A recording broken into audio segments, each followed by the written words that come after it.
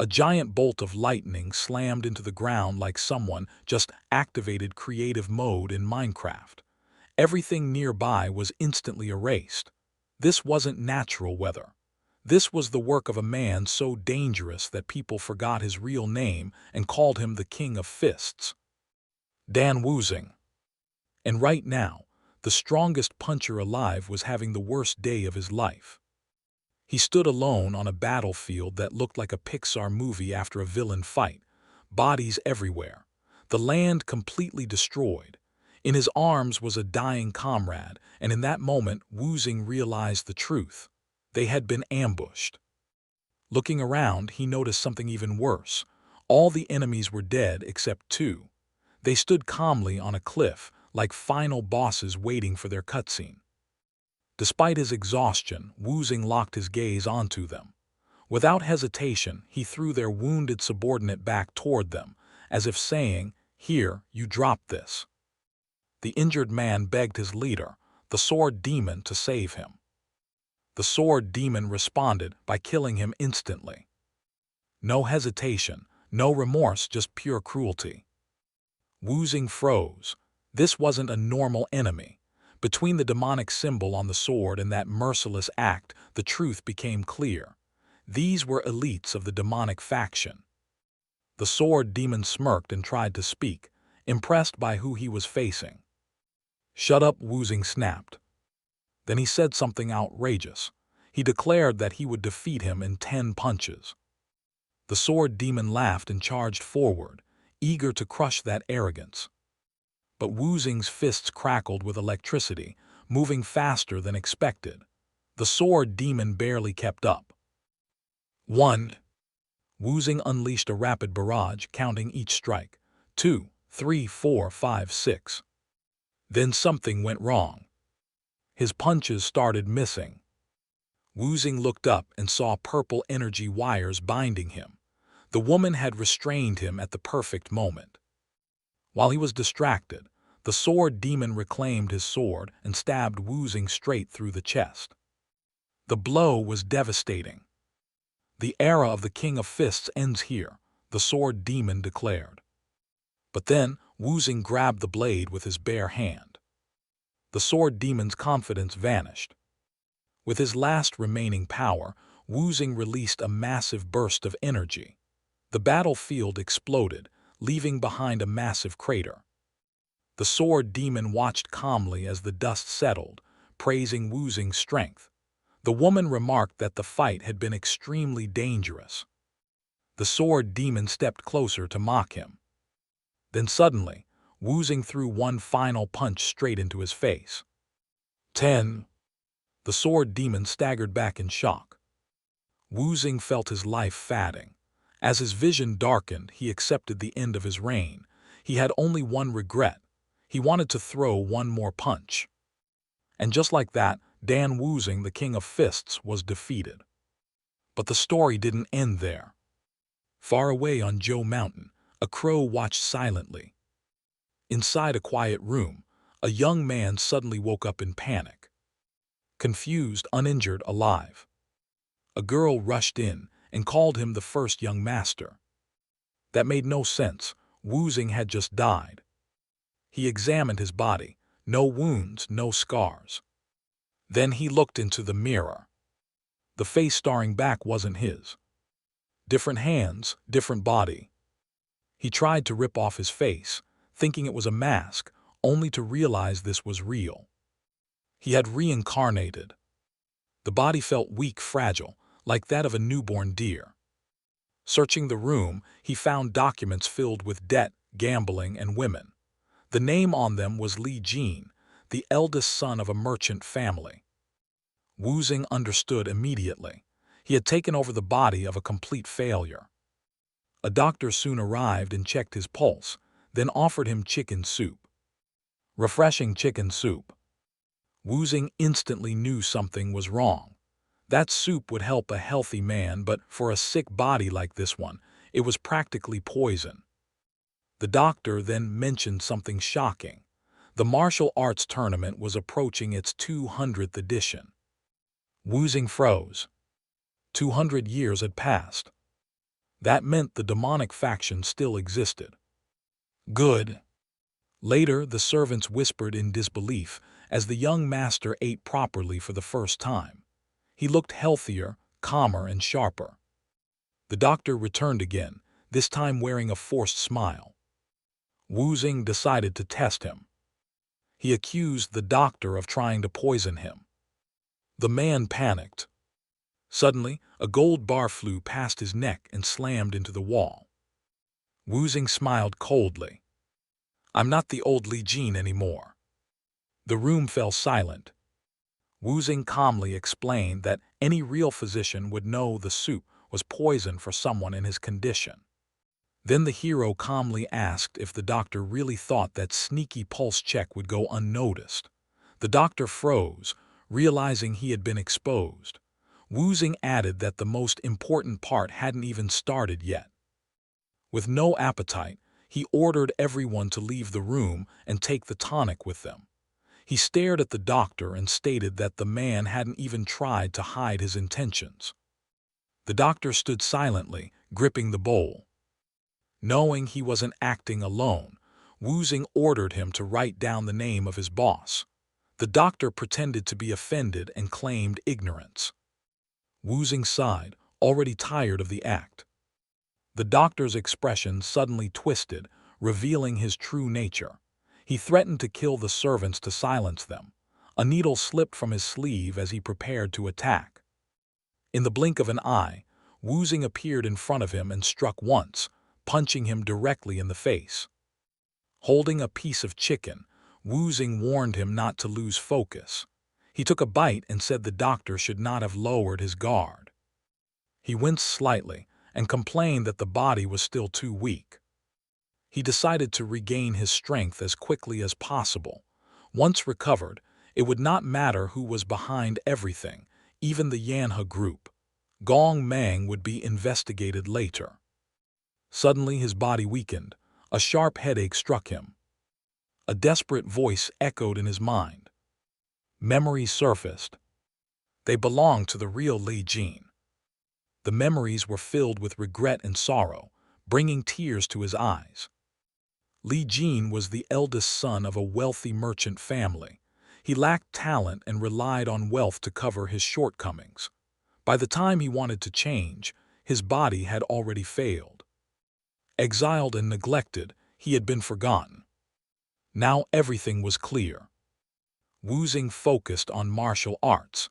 He noticed the wealth around him and remembered the elixirs he needed. 1 year passed. The village transformed. A man with an eye patch arrived and asked for young Master Li Jin. When he saw him, he was shocked by the change. The young master now possessed a powerful physique. His training had been relentless. He had formed an energy core and mastered movement, survival, and lightning arts. A leaf drifted down and split cleanly in half. Still, Wu Xing felt it was not enough. A letter arrived. His father had collapsed, clans were extorting taxes, his brothers had fought before him. That was enough. Wu Xing stood and declared that he would personally handle all family matters. When he returned to the clan, guards surrounded him with drawn swords. He thanked them calmly for the warm welcome. They froze. The useless young master was gone. The guard informed him that the clan leader had already been notified of his arrival. Wu Xing nodded and thanked him. Suddenly, his younger brother appeared behind him with a mocking expression. He immediately began taunting, clearly trying to stir trouble. Both the guard captain and Wu Xing turned toward him. The younger brother stepped closer and placed a hand on Wu Xing's shoulder. The gesture was arrogant and provocative. With a smug expression, he mocked Wu Xing using an old nickname meant to humiliate him. He continued insulting his appearance and pressed harder on his shoulder. The guard captain grew nervous. He stepped in, gently removing the hand and joking that the brothers must be happy to reunite. The younger brother slapped him without hesitation and demanded to know how he dared touch him. Wu Xing felt irritation rise. The younger brother sneered and threatened to teach Wuzing a lesson. Wuzing calmly raised his hand and placed it on his brother's cheek. He softly called his name, Ya-Ian.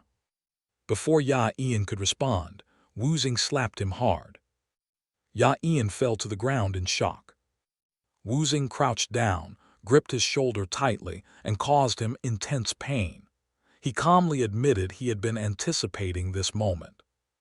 Ya-Ian screamed and cursed him. The noise attracted attention. The second brother arrived and demanded to know what was happening. He assumed the third brother was causing trouble. Wuzing silenced him. They were standing outside their father's room. A weak voice called out from inside.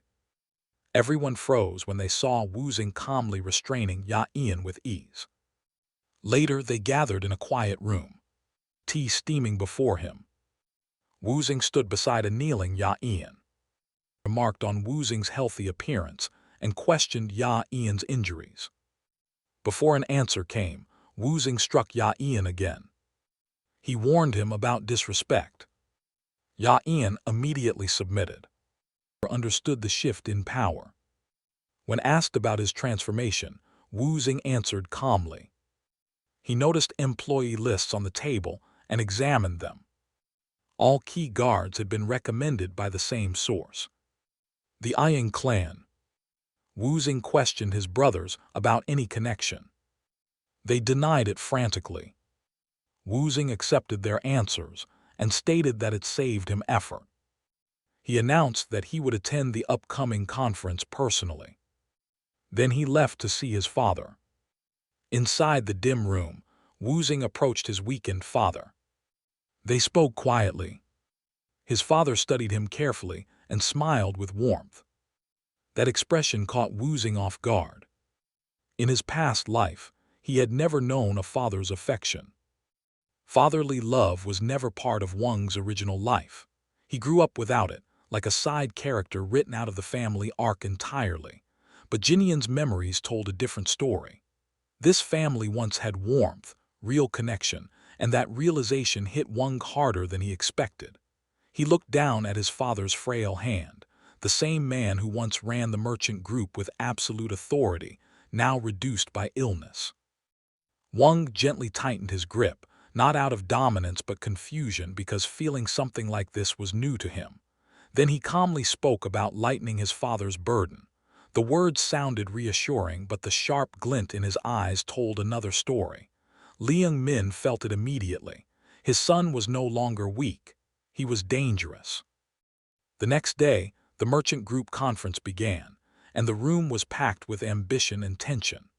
Iang arrived as usual, smug and surrounded by loyal followers.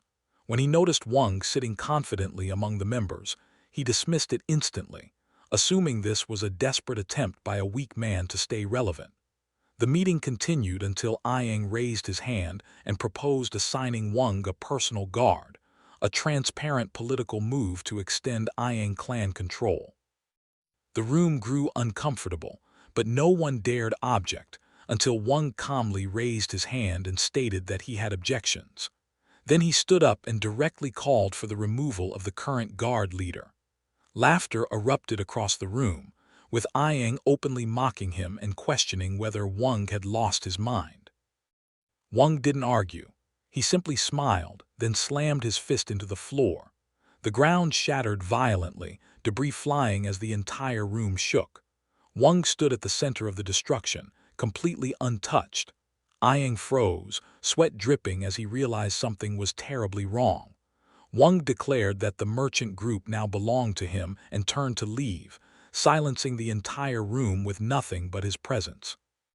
Iang attempted to regain control by offering compensation and playing innocent, but Wang exposed everything. He revealed the hired assassin disguised as a physician, the manipulation of the brothers, and the attempted takeover. Then he calmly stated that the assassin had already been eliminated by his own hand. Iang laughed it off and attacked, unleashing a powerful strike, but Wang met it head-on, sending him flying across the room. The crowd watched in disbelief as Wang casually mocked Iang, asking if it was really fair to attack someone fresh out of recovery.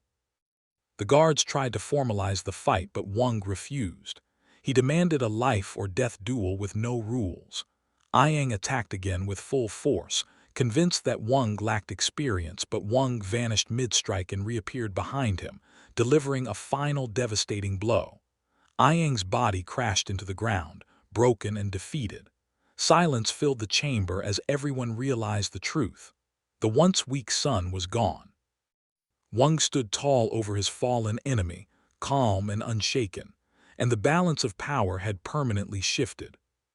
His subordinates rushed in like NPCs, who just watched their boss get one shot. One guy stared at Wang like he'd just seen Iron Man punch through a tank, and Wang calmly asked if he wanted the same DLC experience. The man instantly backed down, swallowed his pride, and admitted the duel was clean, no cheats, no interference, then tried the classic villain speech, saying this win would cost Wang everything, that the IN clan would turn his life into an endless Minecraft griefing session, sabotage, revenge.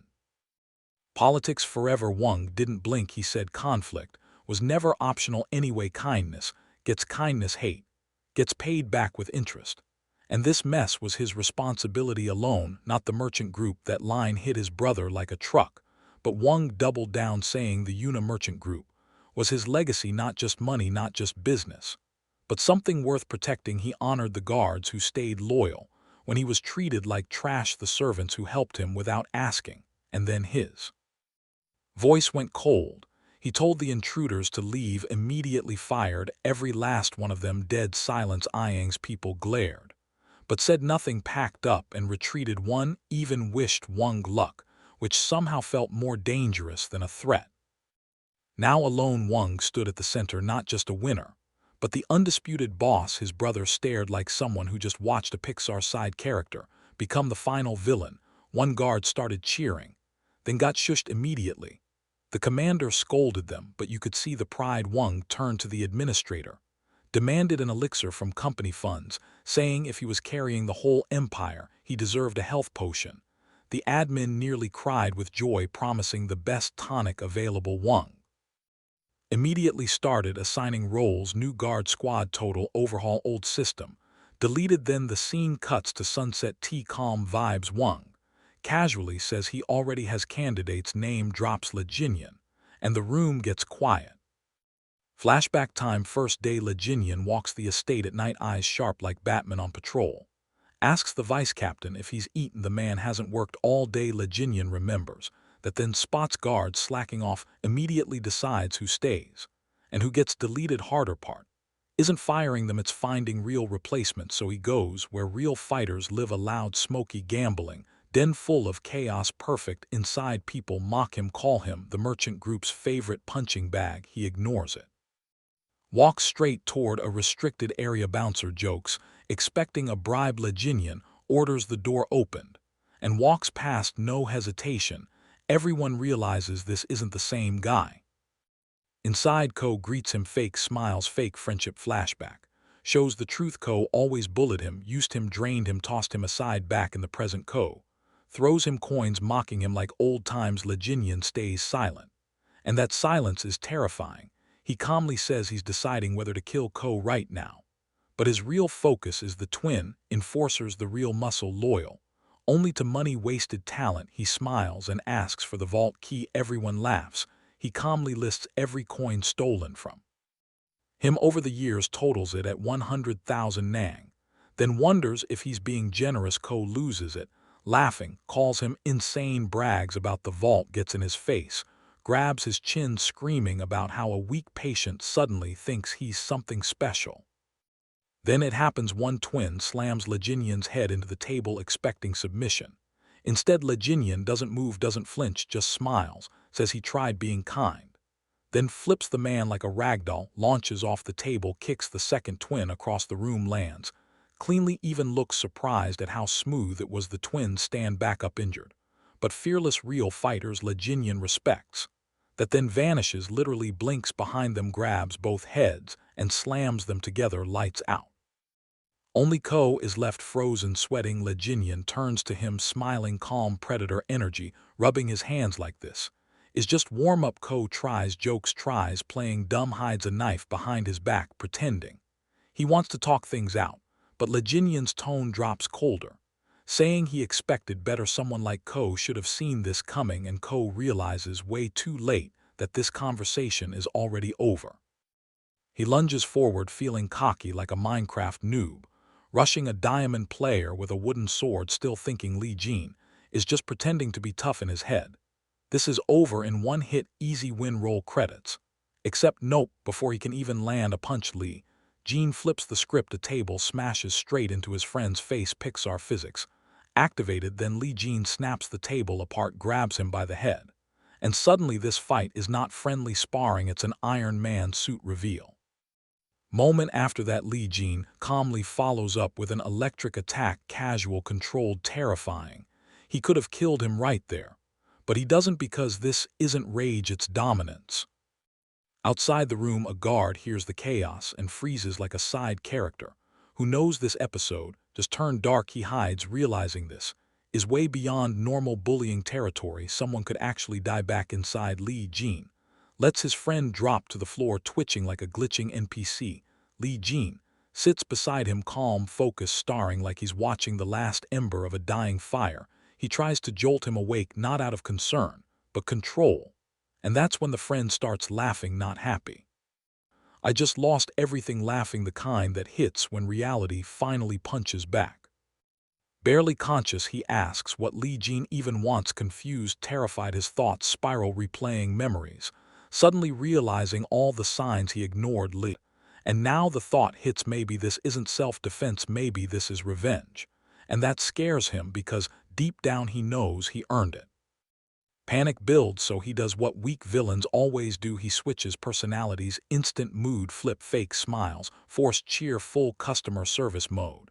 Trying to stall, offering alternatives, anything to buy time. Li Jin listens, says nothing, clearly enjoying the uncertainty. And that tiny silence gives the friend hope, so he leans into nostalgia. Remember our history, remember our bond, classic manipulation, tactic, rebranding betrayal as brotherhood. Li Jin responds neutrally, not warm, not cold, just empty, and the friend takes that as a win, gets excited, celebrates, even pulls Li Jin into a hug, promising to stop bullying like he's reading apology dialogue from a safety manual.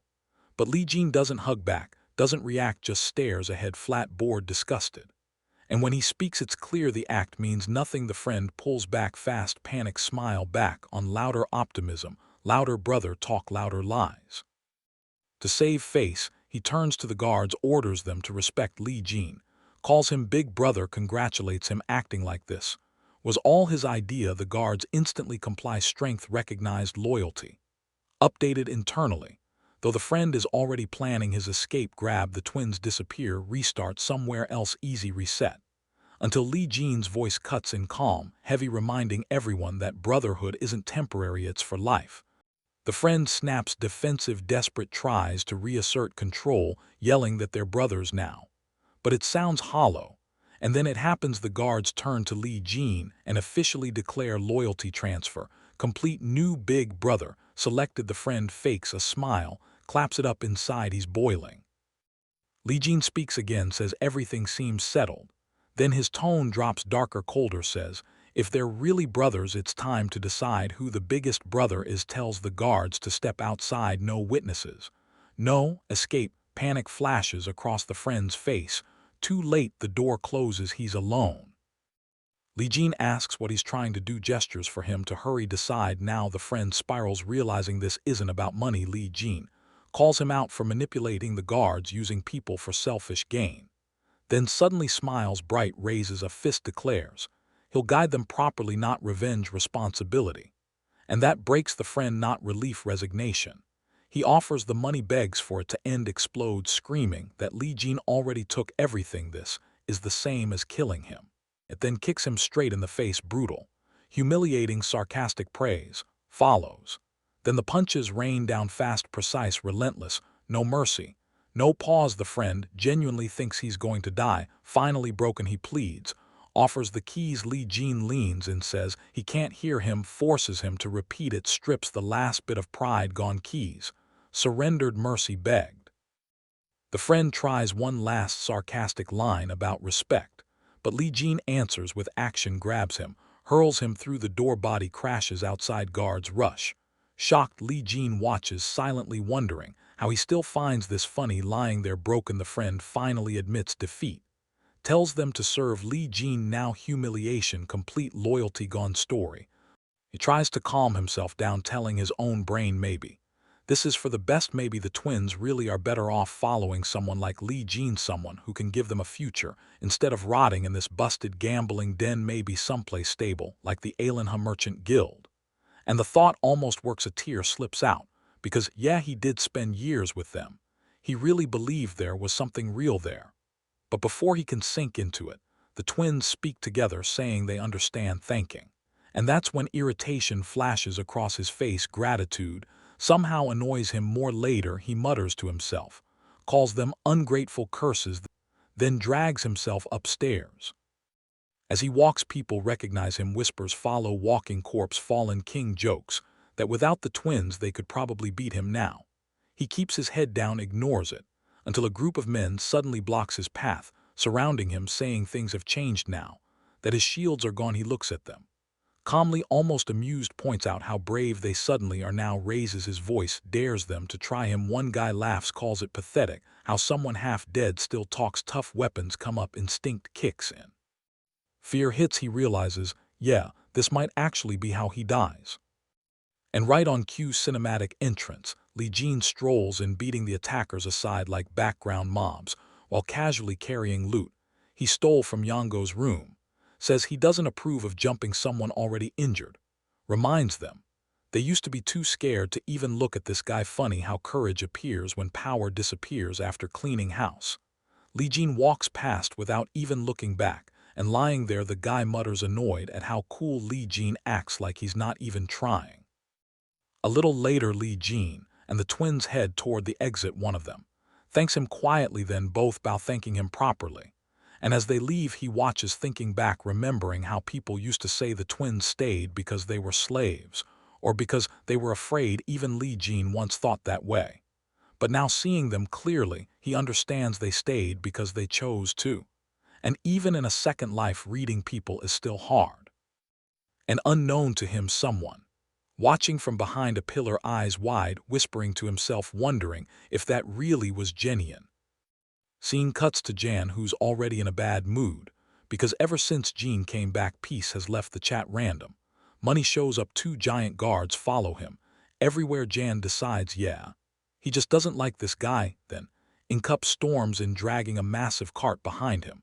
More people handling goods carefully. Turns out it's rare elixirs, like mythical tier loot, not even on the market. And before anyone can ask, the old man casually walks out, says he ordered it, tells them he's feeling better, waves off.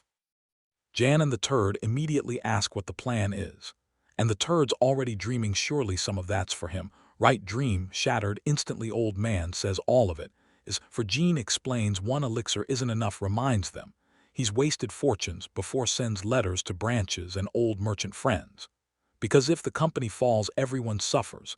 Admits his real mistake was putting a rat in charge. So now he's fixing things properly. Hannah praises Jean, says he's got real potential. Everyone nods, impressed except Jan, and especially the turd, who looks like his soul just got deleted. Old man laughs proud, says this is finally his chance to spend his savings. Meanwhile, the turd mentally breaks. Later, seen swinging his sword like a possessed NPC earlier. He asked where his elixir was, got silence, and a look of disappointment. Now he's ranting, crying, saying he can't even breathe without hearing Jean's name, calling favoritism, miracle, luck, whatever. And then blur, Jean runs past, dragging a massive boulder, weighted shackles on his legs, barely says he's just going for a walk, pushes him aside, doesn't slow down. And that's when it hits. Jean is grinding for real. Sun sets. Jan collapses exhausted, but keeps swinging, copying dramatic lines, pretending he's training like Jean, except it's obvious it's not even close. Then Jean suddenly appears, jump scare energy, critiques him, says if you're copying, do it properly, compliments one finishing move, tells him to try again. Jan swings full power, breaks the staff. Jean says power was fine, form was trash. Jan turns frustrated. Jean punches. Jan blocks it. Jean admits he baited him, then kicks him flat, explains panic is what dropped him. Jan begs to talk, grabs his sword, charges, Jean vanishes, appears behind him, explains people show their trump card in corners, but Jan only trembled, that's why he held back. Jan realizes how close he came to dying. Jean calmly gives advice, says stabs miss more than slashes, explains timing matters, reflects that his current body is still weak compared to before. Even as the Fist King, there were people he couldn't surpass, and that's unacceptable. Grips his sword, promises this time he'll surpass everyone. A guard interrupts, says someone. Waiting, Jean flicks Jan's forehead, leaves. Jan complains. Jean ignores him outside. Visitors whisper, convincing themselves. There's no way Jean learned martial arts. Wasn't he obsessed with girls? Guang says he saw something crazy once near the gambling den. Before he could react, he puked. And Jean vanished. Others laugh it off until they open the door and freeze. Jean stands there, jacked, overwhelming presence. Door closes immediately. They ask the maid if that's really him. She confirms. Panic increases. Door opens again. Jean tells the maid to feed the twins well, then looks at them cold, asks, "What are you waiting for?" Orders them inside. And as they pray for salvation, memories flood. In these are the so-called four heavenly kings of wine and women, eccentrics, dreamers, fools. Sema from Muram Alliance, ambitious, but cursed with IBS eternal exam. They were all here in one place, because they heard the dumbest rumor imaginable, that their long-forgotten punching bag friend was back, a rumor so ridiculous they had to see it themselves. So now they're sitting across from Li Jianyan, in a quiet room, drinking together, watching him like he's a rare Pokemon evolution, trying to confirm this is real. And in Jianyan's head he's already annoyed, thinking, great, not these fake friends again. Memories flood back, non-stop chatter about booze, women, zero ambition, zero depth. They had some cringe group name like Four Drunken Disasters, which honestly fit perfectly. Finally, one of them asks if he's really back. Another checks if he's okay, and Jianyan answers with a flat "Yeah, I'm fine," which somehow makes things worse. One guy starts sweating, says he doesn't just look fine, he looks intense. Curiosity spikes. Someone grabs Jianyan's hand, starring like, "Bro, how did this NPC respect overnight?" Asks if he's been secretly training. And Simuk, the only one with brain cells, feels it instantly. This isn't gym progress, this is real martial arts aura, installed no amount of. They push further. Rumor check. Did he really beat Yang, who trained him? No way someone reaches that level solo. Jianyan smiles, says, luck, nothing more. Simuk plays along, jokes. It must have been one of those legendary Jianghu encounters. Another laughs, says he didn't even recognize him. And then Jianyan drops the line, ice cold. Says the Li Jianyan you knew is dead. Room freezes. No laughs, no jokes. Sweat appears instantly. Sema goes quiet, remembering the past, when Jianyan was sent away, basically exiled. Father disappointed. And Sema back then, drunk, smiling. Told him good, go recover, study, change your life. Jianyan had smiled, bitterly doubting it was possible, but hoped anyway. Back in the present, Sema pours him a drink, congratulates him genuinely. And that sincerity hits Jianyan like a crit. The room softens. Others smile. One jokes, they should have kidnapped him. Another blames someone for not showing up. Simuk laughs. Calls him too hungover. Sema roasts him, saying taking a dump doesn't count. Playful arguing erupts, and Jianyan smiles, realizing, yeah, these idiots might actually be real friends.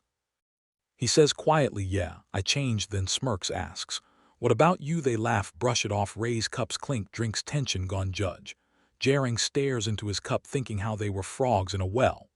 But one of them climbed out. Gathering ends. They wish him well, tell him to reach out. Judge tells him to train so he doesn't get wrecked again. Sema pats his shoulder, proud. They part under the night sky.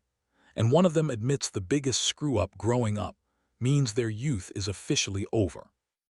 Cut to Sweet Scent House. Sect report time. Yang dead, fight under 30 moves, fists. Only Sect leader stunned, swordsman losing to bare hands, embarrassing. Someone suggests revenge. Gets killed instantly. Lesson learned, no one befriends a corpse. Orders body removed, mood ruined. Later whispers taxes unpaid. Merchant group ignoring authority, retaliation. Suggested, denied, they don't operate like that. Meanwhile Jianyan's friends pass by, joking. Sema overhears Sect leader mention wanting Yinha merchant money, wondering how much the young heir is worth. Alarm bells. Sema runs back, tells Jianyan everything. Jianyan yawns, says touching. Sema snaps, Says it's serious guards gonna attack likely Jenian remembers. Something Machin said asks where they are told already back base says come inside. Inside he hands Sema gear. Warehouse explains asks if he knows the sect base tells him dress fast back. By breakfast Sema panics. Just two of us whole sect Jenian. Lifts a knife.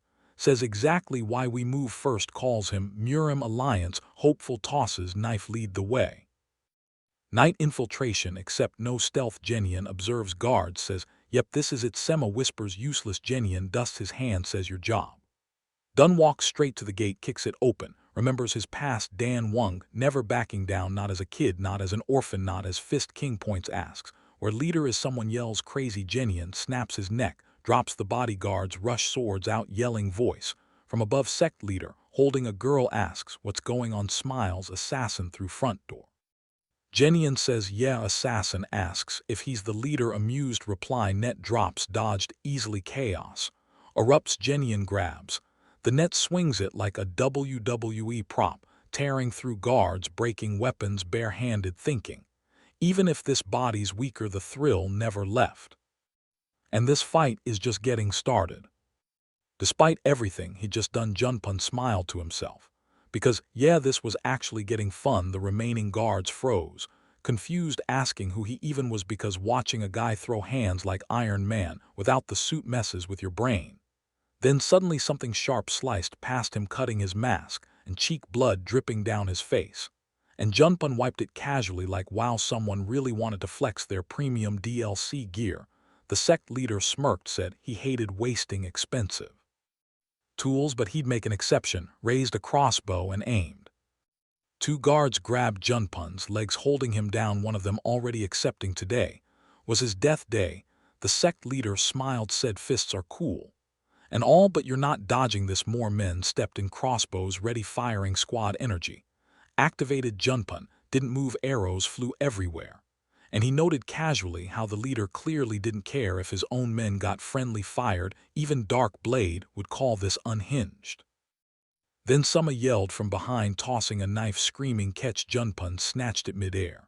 And deflected every arrow like this was Minecraft with God mode on the sect leader, realized in horror that every single shot got blocked by one dagger Junpun glanced back, gave Suma a thumbs up Suma blinked, then returned it like yep we're alive somehow.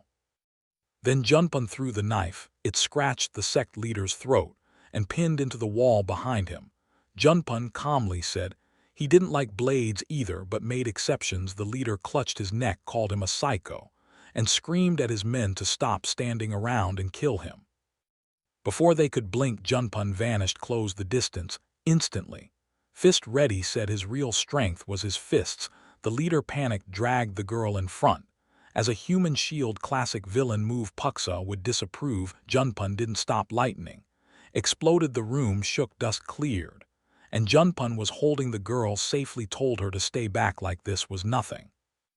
The sect leader collapsed shaking staring at Junpun, wondering what kind of monster he was this kid should have been a merchant heir, but fought like someone who'd respawned after dying 100 times. Junpun asked what he was starring at the leader laughed, awkwardly offered money promised rewards. Junpun stepped on him, told him to stop putting price tags on lives pulled back his fist, said keep your money. Then punched straight through his chest instant delete room, silent. Junpun pulled his hand out muttered. Filthy. Morning came Junpun's Suma, and the girl walked together. Suma said he'd take another route, and escort her. Junpun agreed. The girl later asked if he was young Master Sumuk said she'd seen him before thanked him promised rice wine. Someday Suma waved it off said he wasn't going back to that life anymore. She smiled said he'd changed. Suma replied yeah, especially since my idiot friend changed first. Meanwhile Junpun headed home thinking about breakfast. After bathing he sat at a table stacked with food. Invited the two bald men to eat freely told them 7 meals a day was fine. They noticed his wound was already healed. Junpun brushed it off. But inside realized the fight shook him something that never happened before. He needed more power. Normal training wouldn't cut it. A delivery arrived letters from friends gifts from powerful trading companies Century Root Void Stone Milk Stuff martial artists would sell souls for he shared the medicine with the bald men, saw entire storerooms of rare items, and silently acknowledged the universal truth: money really is a cheat code. 2 hours later, he meditated, drank the elixir, bitter, tasteless like martial arts itself. Pain hit his body, burned, lightning surged. He pushed through, exploded with power later, checked his energy. Fifth stage toxins reeked of alcohol. He smiled, letting the old self go, but then looked at the void stone milk, realizing this next step could break him or remake him. 7 days passed. His brother worried guards blocked the door. Then boom, explosion. Junpun emerged, eyes glowing, lightning everywhere, smelled like a distillery gone. Nuclear guards panicked, tried to restrain him. He walked away, said it was too hot, and leapt across rooftops. He ran until the heat nearly tore him apart, reached a mountain, realized he had to release it, raised his hand. Lightning struck him from the sky, reverse lightning bending reality. When it ended, rain fell. He counted stages, corrected himself, smiled. 8th phase achieved. Later he walked through the city, half-dressed, turning heads, bought clothes. Shopkeeper refused payment, thanked him for making streets safer, even handed him an umbrella. Junpun smiled, realizing his strength actually changed lives. Then chaos erupted, someone running, someone chasing. Junpun recognized the man, Chulaunga. Disappointment crossed his face like, bro, you really didn't grow at all. Elsewhere, clan leaders gathered, laughing, mocking the idea that a merchant group beat an Ouyang master, until anger flared. Promises of retaliation were made. Back on the street, Junpun stood, exhausted, knowing one thing was clear: this wasn't over, not even close. A gang member stepped in, finger out, attitude loud, telling Lai Jin-un to hand his friend over and not get involved. Dropped instantly cold, asked his friend who these clowns were, and the answer came fast: Crimson Reaper Alliance, the hottest underworld gang right now, aggressively trying to claim downtown territory, and apparently while running auctions, his ledgers got stolen. Yeah, that part didn't sit well. Lai Jin-un checked his friend's hands, asked if they healed. The guy laughed weakly, said they still worked, which honestly was not reassuring at all. Facing the gang, Lai Jin-un calmly said they didn't look local, told them to come back when Younga's hands healed, and to leave now. The gang thought he sounded like a sheltered rich kid, but still felt pressure like a boss fight or a one idiot ignored warning, stepped up, poked Lai Jin-un's chest, asking who he thought he was, and before the sentence finished, Lai Jin-un flicked his forehead once, sent him flying, knocked out instantly. Physics deleted. Lai Jin-un looked at the rest, said he was hungry, and if they fought now, he might kill them all. Suggested they leave while he was still nice, promised they'd meet again.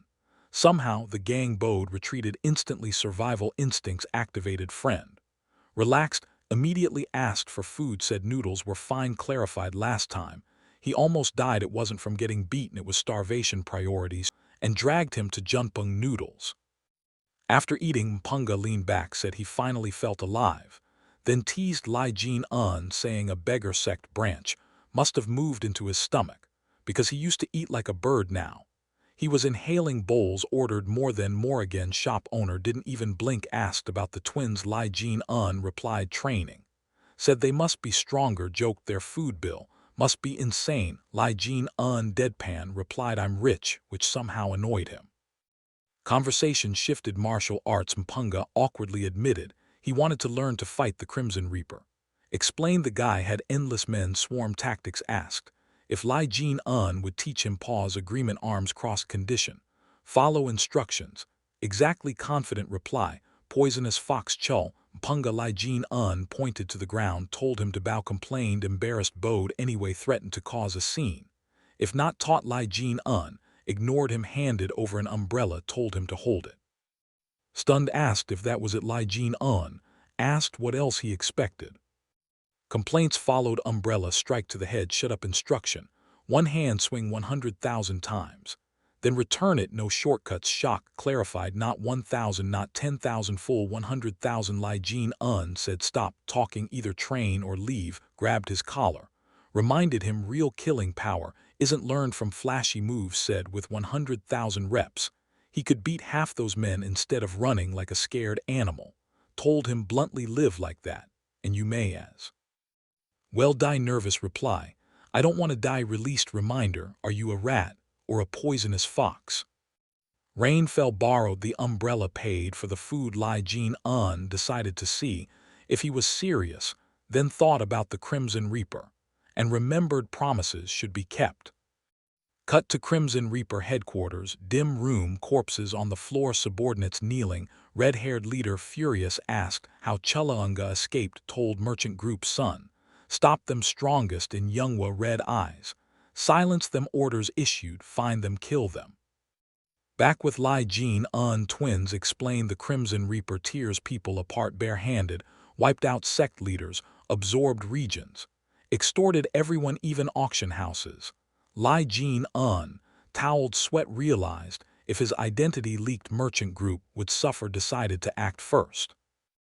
Night passion house packed, screaming erupts, woman traumatized, another. Still inside, manager Jung-hwa handling chaos. Lie Jin-un enters, asks directly, "Is the Crimson Reaper here?" Panic, appointment, question, ignored, confirmation, extracted, evacuation, ordered, smile given, stares, climbed, blocked, spear, caught, thrown, surrounded, question. Lie Jin-un asked what floor, attacked, replied he'd find him after killing them, used their weapons, cleared floors, wrong room after wrong room, guests fleeing, concluded next floor. Inside Crimson Reaper's room, men thrown in merchant group's son, confirmed. Lie Jin-un steps in, found you, leader mocks debt payment, climb. Jokes, Lie Jin-un replies, stomping upstairs. Is his specialty face-to-face underworld stare down. Lie Jin-un notes, beating these types is always satisfying, notices something on the bed, leader dismisses. It lost control, expression darkens, question asked, how should I kill you? Crimson Reaper grins, says everyone who tries looks like that, claims he ripped them all apart barehanded. Outside, people flee. Someone yells, lunatic destroying the pleasure house. And honestly, they're not wrong. Instead, the man raised an umbrella like a weapon and muttered the number 2874 before striking the subordinate, removing his hood. He revealed himself as Shulio. He made a universal gesture toward the Crimson Man, declaring that he was there to crush them one by one, practicing his swings with the umbrella.